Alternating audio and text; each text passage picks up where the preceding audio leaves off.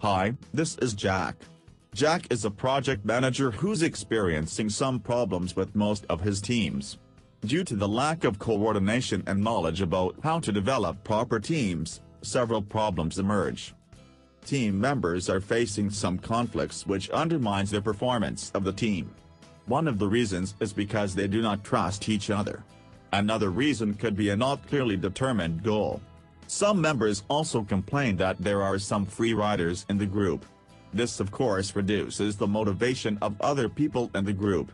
Sometimes, the team members are talking about a lack of leadership.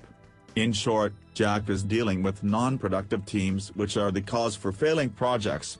This costs the firm a lot of money and has to change. Luckily, we have the solution for Jack. By using clearly defined stages, we introduced the Tuckman model to create a highly productive team. The Tuckman model is significant because it recognizes the fact that groups do not start off fully formed and functioning. Tuckman suggests that teams grow through clearly defined stages. They grow from their creation as groups of individuals to cohesive and task-focused teams. To cycle through the different stages, the theory is best illustrated on a graph which shows the link between group relationships onto the horizontal axis and task focus on the vertical axis. The 4 stages we need to go through are the forming stage, the storming stage, the norming stage and the performing stage. The optimal or performing position is reached when relationships have developed within the group and it has started delivering with a clear focus on the task.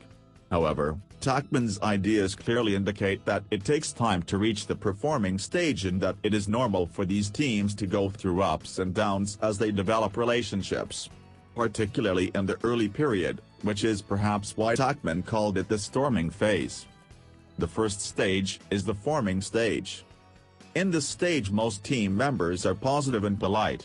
Some are anxious as they haven't fully understood what work the team will do. Others are simply excited about the task ahead. As leader, you play a dominant role at this stage, because team members' roles and responsibilities aren't clear. Here is some advice for Jack.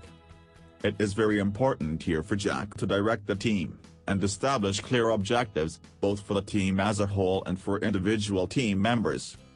It is also important that there are not too many people in the team. Keep it small. The ideal size for a team is 6 members and it is important to cautiously select your members. The second stage is the storming stage.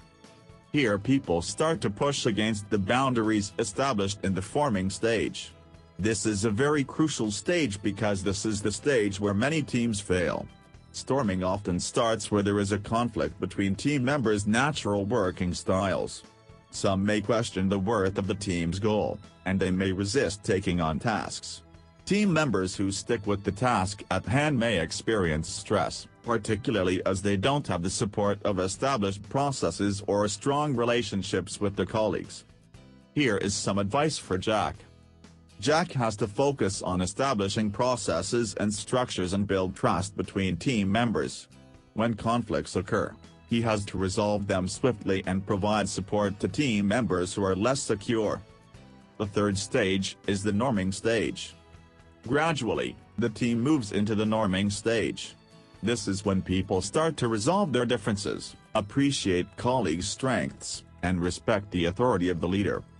Now that your team members know one another better, they may socialize together, and they are able to ask one another for help and provide constructive feedback. People develop a stronger commitment to the team goal, and you start to see good progress towards it. There is often a prolonged overlap between storming and norming, because, as new tasks come up, the team may lapse back into behavior from the storming stage. Here's some advice for Jack. Step back and help team members take responsibility for progress towards the goal. This could also be a good time to arrange a team-building event. The fourth stage is the performing stage. When group norms and roles are established, the team reaches the performing phase. Group members focus on achieving common goals that helps them reaching a high level of success. Their roles and authorities dynamically adjust to the changing needs of the group and individuals. By this time, they are motivated and knowledgeable.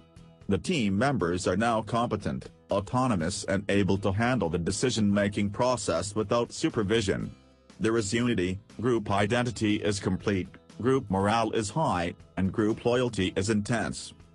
Here's some advice for Jack. Delegate tasks and projects as far as you can. Once the team is achieving well, let people work independently.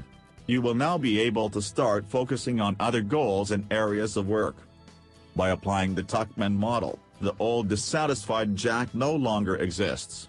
He managed to transform his unproductive teams to successful teams. Most of his projects are a big success right now. In general, the following rules should be kept in mind to develop properly through the stages of group development. Rotate the responsibility of group facilitation. The purpose, mission of the group must be clear to all members and the purpose, mission should be periodically revisited. Ground rules should be established and monitored. Help group understand that conflict in a positive way, is a normal and perhaps necessary part of group development. Group must be reminded to listen to each other. Wrap-up at the end of each session should be comprised of meaningful and constructive comments relative to group process. Everyone must contribute and work to make the group a learning team.